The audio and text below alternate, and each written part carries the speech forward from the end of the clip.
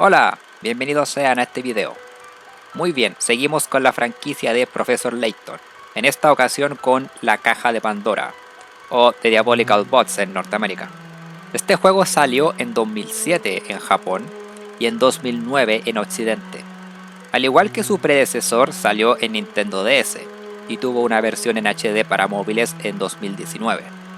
Antes de empezar, este video es el segundo de una saga de videos que planeo hacer para esta franquicia, por lo que planeo compararlo también con la Villa Misteriosa, y voy a spoilear todo el juego. Si saben nada de Professor Layton, les recomiendo ver mi video anterior para no repetirme en ciertos aspectos, ¿de acuerdo?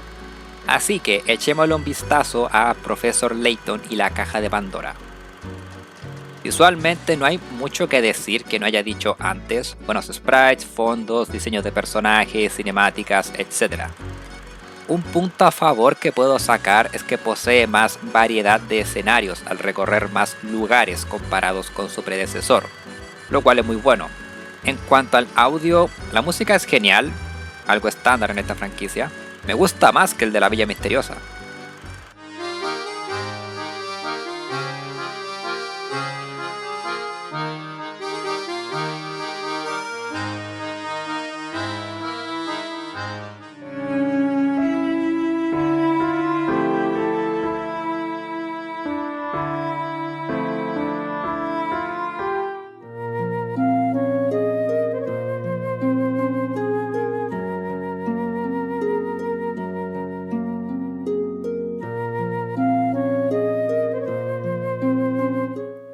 Por último, una cosa a mencionar es el voice acting. El juego anterior también tenía, pero en pocas ocasiones y aquí en Occidente solo en inglés.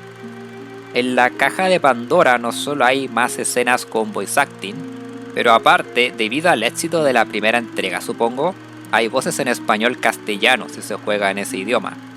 Como dije en mi video de Monster Hunter World, no soy mucho de evaluar voice acting, especialmente por ser de España y no en latino. Pero pese a que me gustan más las voces en inglés, en castellano de hecho creo suenan bien. Sumado a que estos juegos tienen un ambiente europeo, las voces en castellano calzan mejor creo yo. Vamos a la trama. Herschel y Luke van a ver a un colega de Layton, el Dr. Andrew, quien se hizo con la misteriosa caja Elysia, que al parecer se dice tiene una maldición. Quien la abra muere en el acto. Alguien se roba la caja, Andrew está muerto y Herschel y Luke deciden ir al Molentari Express, un tren, porque así indicaba una pista en la escena del crimen. Hola Flora. Después llegan al pueblo de Dropstone, donde obtenemos información del pueblo relevante al misterio. Sigue el cómo llegar al pueblo secreto de Folsens, para terminar descubriendo los secretos del pueblo, la caja, etc. Es mejor que la Villa Misteriosa en varios aspectos. Sí, estás atrapado en un pueblo como antes, pero eso es en el último tercio del juego. Visitas varios lugares a lo largo de la trama.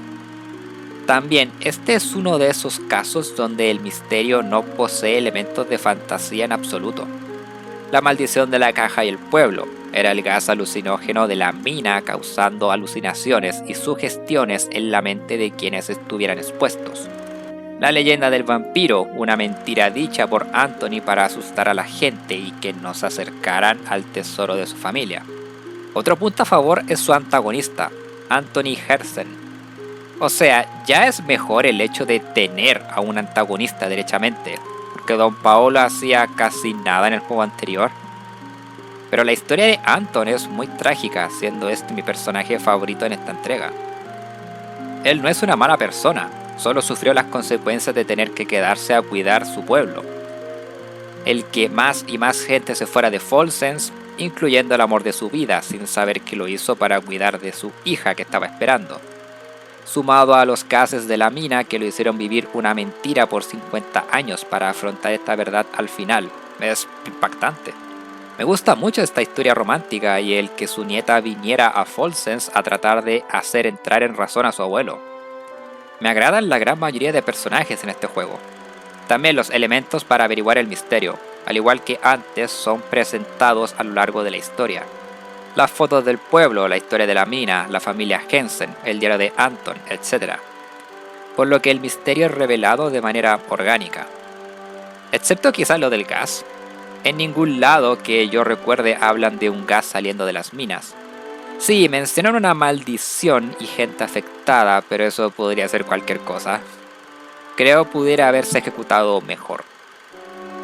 Tengo otras quejas, una que de hecho comparte con la Villa Misteriosa. De Herschel, Luke y Don Paolo seguimos sin saber mucho. Me agrada que aquí mencionen que Layton enseña arqueología en una universidad y que Luke puede hablar con los animales, pero eso es todo. Y Don Paolo, si bien tiene un poco más de relevancia aquí, al ser quien robó la caja Elysia, pero aún así su tiempo en pantalla es casi nulo. Luego, la primera parte en el tren es algo aburrida, creo yo. La trama no avanza mucho, salvo que conocemos al señor Beluga y nos reunimos con Flora. Pero aún así podría haberse hecho mejor, en lugar de solo explorar el tren buscando una mascota perdida. Eso es tan divertido que tienen que traerlo de vuelta después, ¿verdad? Y también está esta tipa, que es una de las razones del por qué no soy fan de esta parte. Es una tipa adinerada y egoísta al quitarnos la mesa en el restaurante, y siempre mira en menos a los demás por ser de clase alta. Y es floja al ella dormir mientras buscamos a su perro. Y eres repugnante. ¡Y te odio! Una queja menor es Flora. Me agrada la idea de que ella se sienta sola al Herschel y Luke ir en una aventura sin ella, pero hacen nada con eso. Flora está aquí solo para que Don Paolo la secuestre y se disfrace de ella. Escena que es para nada sutil, al menos hubiera mantenido algo más del misterio en ese aspecto. Una última queja menor es... ¿por qué el Dr. Andrew sigue vivo? O sea, una de las principales motivaciones de esta aventura fue Herschel queriendo resolver el misterio que su colega fallecido no pudo descubrir. No se enfocan mucho en eso, pero como motivación personal para el protagonista me gusta. Entonces, ¿por qué al final dicen, no se murió? Se siente como un acto cobarde, a decir verdad, creo yo. Tampoco es como que Andrew sea importante en la trama de futuros juegos, por lo que perfectamente podría haberse quedado muerto aquí. Pero bueno, sé que no es mucho, pero es algo que me molesta. Por lo que sí, la caja de Pandora posee mejor escritura que la Villa Misteriosa bajo mi juicio. No por mucho, pero sí mejor. Sigue el gameplay. Profesor Layton, como dije en mi video anterior, es una especie de aventura point and click. Exploras lugares, resuelves puzzles atados a la historia, tienes pigarats, monedas para conseguir pistas, contenido extra, etc. Me atrevería a decir que los puzzles están mejor integrados que en la Villa Misteriosa. Ejemplos como el descubrir algo anormal en una escena del crimen o hacer funcionar un elevador y demás. Otra cosa en la que mejoraron son la variedad de escenarios. En el primer juego me quejé un poco de recorrer los mismos lugares varias veces, mientras que aquí tienes más lugares que recorrer a lo largo de la historia, haciendo que sea menos monótono. Aún no sigo siendo fan de la parte del tren por ser aburrida, pero es como un cuarto del juego, al menos no es mucho. También cabe mencionar la baja en dificultad. No solo te dejan más claro al lugar que debes ir o qué hacer, pero los puzzles en general no son tan demandantes como en la Villa Misteriosa. Supongo porque ese juego derechamente es el más difícil de la franquicia. Tenía puzzles bastante difíciles ahora que me acuerdo. Por lo que tener ahora una dificultad más razonable está bien. No piensen mal, no es fácil. Siguen habiendo puzzles difíciles en el camino. Es solo que hay más puzzles de dificultad intermedia.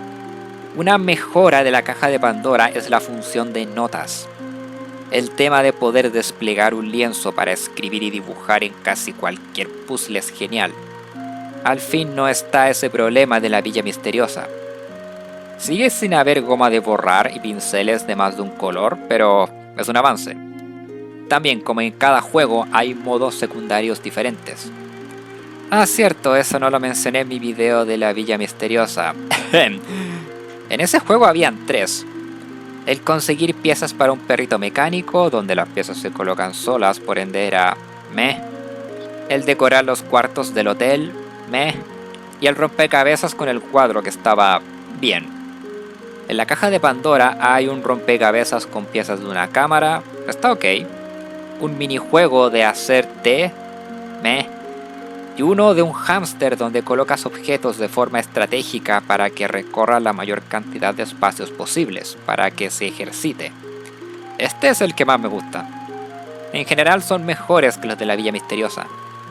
Por lo tanto, sí, el gameplay es mejor en esta secuela. Pero aún no está tan pulido como veremos después. Entonces, ¿cómo nos queda Profesor Layton y la caja de Pandora? Es una buena secuela, mejorando en aspectos como la historia y el gameplay. Sigue teniendo problemas que arreglarían después, pero hizo un buen avance en la franquicia.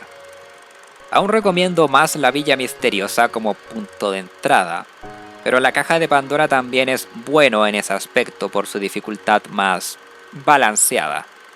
Eso sería todo por este video. El siguiente video quizás sea el futuro perdido. Eso es porque tengo algo planeado para Halloween y veré si puedo hacer ambos videos para este mes. Si no es el caso, el futuro perdido sería el video siguiente a ese. Aviso. Si jugaron Profesor Layton en la caja de Pandora, dejen su opinión en los comentarios, como siempre.